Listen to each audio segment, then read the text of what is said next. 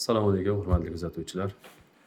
Ko'pchilik mendan so'rashadi, analniy treshini, ya'ni o'sha orqadagi anal yorug'ini operatsiyasiz davolasa ham bo'ladimi, doktor deb juda ko'p murojaat qilishadi. Ijtimoiy tarmoqlar orqali, oldimizga kelishib ham.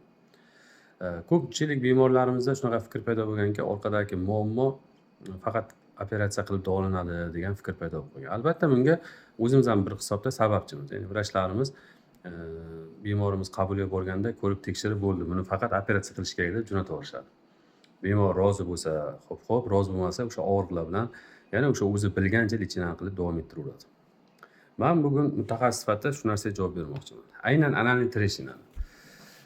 Bu yerda adashtirib qo'yish kerak emas. Gemoroy, svish, parapraktit, iptilokopchiy vod, iptilokopchiy kistalar, boshqa proktologik muammolar bilan analniy treshinani bir-biriga adashtirib qo'yish kerak emas.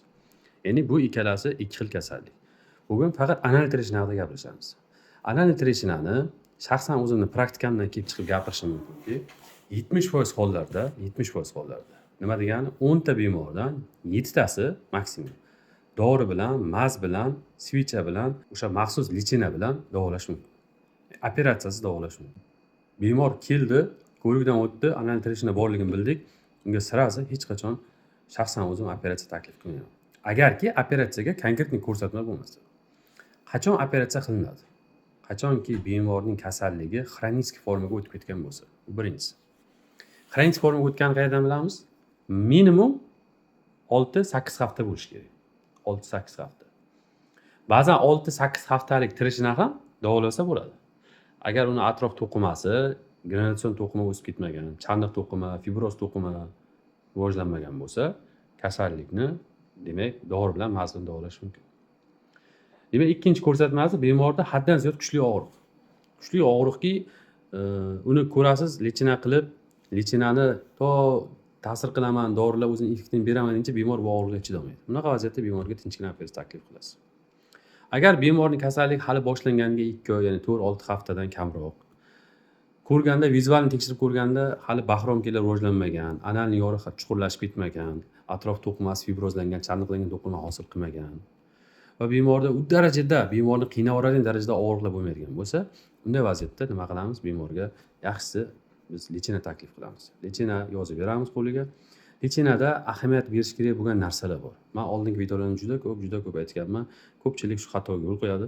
Lechinada faqat bemor aptekadan borib o'sha yarani bitkazadigan, og'riqni kamaytiradigan dorilar olib ishlatadi. Bundan effekt yo'q. Takrorlash bo'lsa ham yana aytamanki, analniy treshinani davolashda 3 xil komponentda amalga oshirish kerak.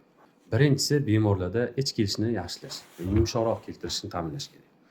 Eng yaxshi holat bu kashaobrazniy, kashasimon, quyuq kashadek holatdagi axlat qilish, bu optimal holat hisoblanadi. Ikkinchisi bu bemorda yarani bitkazadigan dorilarni tavsiya qilish. Ya'ni analniy treshina bilamizki, bu defekt, yara, yirtilgan joy, uni bitkazadigan, to'qimani strukturasini tiklaydigan mazlar, svichalar tavsiya qilishimiz kerak. Uchinchisi va eng asosiysi bu orqadagi spazmni yo'qotish kerak. Agar bizni birinchi marta ko'rib turgan bo'lsangiz, sizda savol paydo bo'ladi. Spazm nima? Analniy treshina o'zi qanaqa, klinikasi nima, nimadan iborat degan savollar paydo bo'ladigan bo'lsa, kanalga o'tib, analniy treshina haqida adashmasam 5-6 ta video qilingan. Analniy treshina, uni davolash usullari, mazlar haqida gaplashganmiz. O'sha joyda spazm haqida ham gaplashganmiz. Aynan mana shu spazmga qarshi dori qo'llamaganligi uchun ko'pchilik bemorlar itago operatsiyaga borib qolishadi. Ya'ni operatsiya qilishga majbur bo'lishadi. Spazmga qarshi dori qo'llashimiz kerak. Mana shu 3 ta komponent bilan analniy treshinadan davolab ketish mumkin. Agar shu 3 ta yo'nalishda to'g'ri lechina qilib, bemorimizga taxminan 10-14 kun, mayli uzog'i bilan 1 oygacha lechina qilingandan keyin ham bemorda og'riqlar o'tmasa, bemor yana o'sha hojatdagi qiyinchiliklarga duchor bo'ladigan bo'lsa, spazm yo'qolmasa, kam miqdorda yoki ko'p miqdorda qonashlar kuzatiladigan bo'lsa, demak unda biling, bu kasallikda endi operatsiya qilish kerak. Odatda boya aytdim, 70% hollarda bemorlar to'g'ri lechina qilinsa va vrach aytgan tavsiyani to'g'ri bajarsa, kasallik shu bilan yaxshi bo'lib ketadi. Bir umrgami? Ha, bir umrga yaxshi bo'lib ketadi. Nimaga men sizni lechinangizni balki oramizda bizni ko'rib turgan, bizni qabrimizda bo'lgan shu analniy treshina bilan bog'liq muammosi bo'lgan bemor kelgan bo'lishi mumkin. Va unda tabiiy savol paydo bo'lishi mumkin. Doktor, men sizni qabringizga borgandim, siz menga shu lechinani yozib bergandingiz. Nimaga men yaxshi bo'lmadim? Degan savol xayoldan o'tishi. Shu savolingizga javob bermoqchiman. Hozirgi aytganimdek, anal trishina %100 lichina bilan davolab bo'lmaydi. 100%, 10 ta bemor kelsa, 10 tasini ham operatsiyasiz dori bilan davolash imkoniyati yo'q. 70% gacha. Birinchidan, siz o'sha 70% ichiga kirmagan bu bemorlardan bo'lishingiz mumkin. Nimaga? Yo sizda anal trishina xronix formaga o'tib ketgan, surunkali formaga atrof fibrozlangan, bugaroklar o'sib ketib qolgan holatda bo'lgan bo'lishi mumkin. Yo ikkinchi, siz qilgan kamchilik, men sizga so'zma-so'z tushuntirib bergan lichinani foydalanish tartibini to'g'ri qila olmagan bo'lishingiz mumkin. Og'ridi, noqulay bo'ldi yoki boshqa diskomfort holat tufayli. Yoki uchinchi muammo, siz yozib berilgan lichinadagi dorilarni o'zini topa olib ishlatmagan bo'lishingiz mumkin. Men tushunaman, ko'p bemorlarimiz yozib bergan dorilarimizni o'zini topa olmasligi mumkin. Aptekalardan, ya'ni aytishadi 10 ta aptekaga kirdim topa olmadim. Siz 11-chiga kirganingizda balki topishingiz mumkin edi. Biz sizga dori yozib berayotganda, albatta shu hozirgi kunda aptekalarda sotuvda bormi, yo'qmi, doim monitor qilib boramiz. Yo'q dorini sizga yozib berib, sizni qiynashga hech niyatimiz yo'q.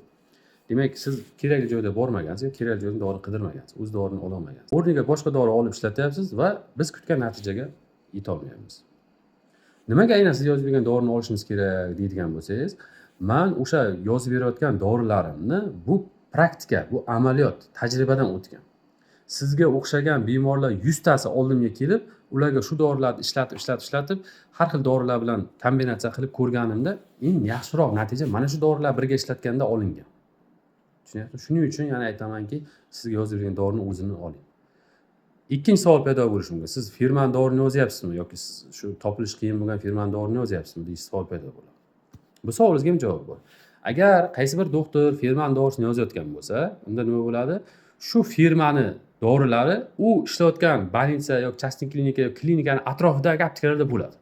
Chunki undagi aptekalar biladi, doktor shu dorini yozadi va ular shu dorini olib kelib qo'yadi. Firma doktor bilan kelishadi-da, men shu aptekaga dorilarni chiqarib qo'yaman, siz shu yerga bemorlarni yuborsangiz bu yoqdan sotib olishadi degan taklif bo'ladi. Lekin bizda hech qachon bunaqa narsa yo'q. Ya'ni qo'limizga bemor kelsa, bemorga aytamanki, mana sizga retsept, mana sizga yozilgan dorilar, siz dorini xohlagan joyingizdan toping.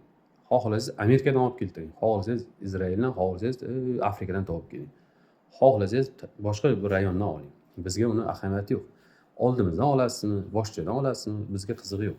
Eng qizig'i oldimizdagi aptekaga bu dorilar sotilmaydi. Agar biz firma bilan ishlab shu dorini sizga o'tkazishga harakat qilayotganimizda, albatta oldimizdagi aptekaga tushirib qo'ygan bo'lardik. Shuning uchun do'stlar, sizda hech qachon shubha bo'lmasinki, yozib berilgan dorilar o'zini effektivligini, o'zini klinik sinovlarda yaxshi muvaffaqiyatli ekanligini isbotlagan. Shuning uchun sizga yozib beryapmiz. Natija oling, ertaga shu bilan yaxshi bo'lib ketsangiz, operatsiyasiz, muammosiz qutulib ketasiz degan maqsadda. Azizlar, gapimni demak xulosasi sifatida aytmoqchimanki, anal trishina har doim ham operatsiya qilib davolanadigan kasallik emas. Uni avvalo boshi birinchi lichina qilib ko'rish kerak. To'g'ri lichina qilib ko'rish kerak. Men hamma dorini ishlatib ko'rdim degan kasallarni 90% ni ko'raman, hali hech qanaqa dori ishlatmagan ular. Aylanib o'taveradi o'sha Vishnevskiy geparin levomikol, Vishnevskiy geparin levomikol oblipexia, mana shunaqa qilib atrofda aylanib o'taveradi. Bu hamma dori degani emasdi. Siz bilganingiz shu, bilmagan dorilar juda ko'p hali. Ya'ni foydali dorilar juda ko'p va siz uni hali foydalanib ko'rmagansiz. Takror bo'lsa ham yana aytaman, tirishdan davolamoqchimisiz? 3 ta narsaga e'tibor bering. Orqadagi spazm yo'qotishga harakat qiling. Ichni yumshoqroq keltiring va yara bitkazuvchi dorilarni qo'shing. Shu uchlik bilan ham sizda yaxshi natija ololmayotgan bo'lsa, unda operatsiya qildiring. Agar to'g'ri lichina qilsangiz, albatta sog'lom bo'lib ketish ehtimolligi 70% atrofida. Do'stlar, o'zingizni ehtiyot qiling. Yaxshi kunlarda ko'rishguncha sog' bo'linglar.